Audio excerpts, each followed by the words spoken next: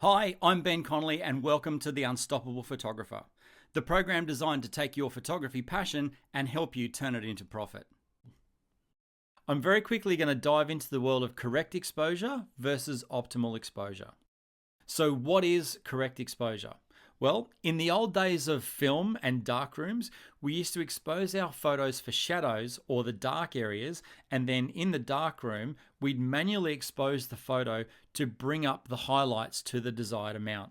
With the invention of digital photography, that exposure process is now completely opposite.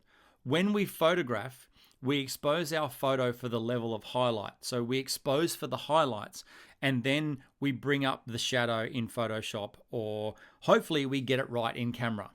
To generalize the term correct exposure, it basically means that we're trying to expose our photo to the best of our ability, whereby we can still see details in both the highlights and the shadows in the frame.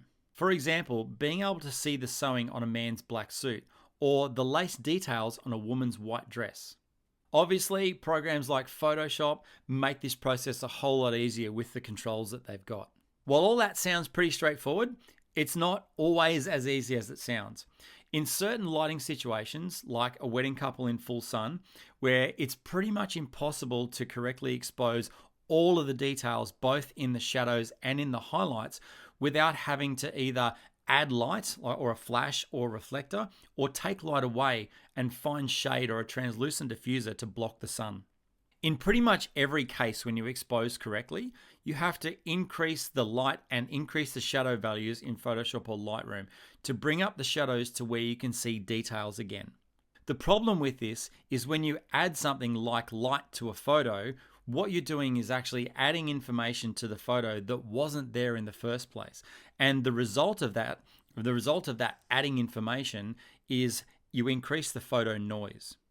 If you go too far and try to add too much light to the shadows, they get very muddy and grainy, and it really detracts from the photo. For everyday work like weddings or portraits, adding a little bit of light and shadow here and there, and a little bit of grain if you make a mistake and underexpose a photo, is totally acceptable, and in many cases not really noticed by the client, provided it's not too much or it's occurring in every photo.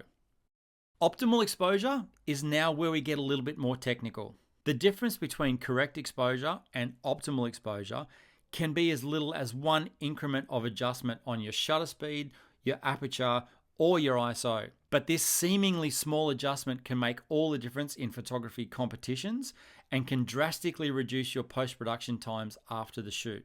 Optimal exposure is simply exposing your photo for the best possible outcome in post-production and print.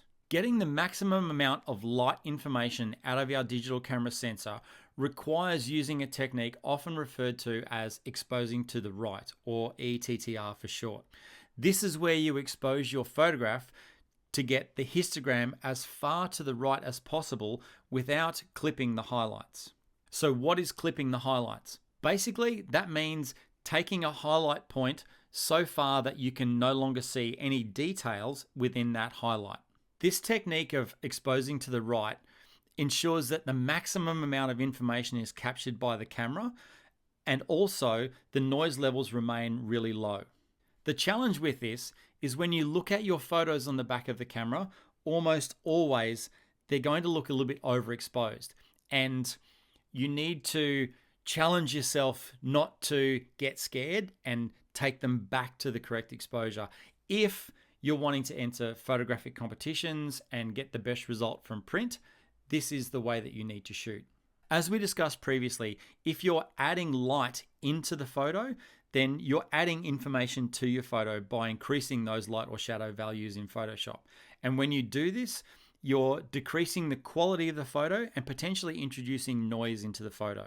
When you expose to the right or expose optimally, all that you should need to do in Photoshop or Lightroom is simply reduce the light or reduce the highlight values of your photo to get the best exposure in Photoshop.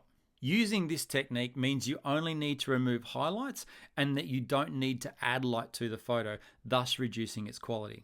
As I said, exposing your photos optimally can be a little bit counterintuitive because they can look a little bit bright or overexposed on the back of the camera. The key to this is to ensure that your highlights are not clipped and that you've still got details in those highlights.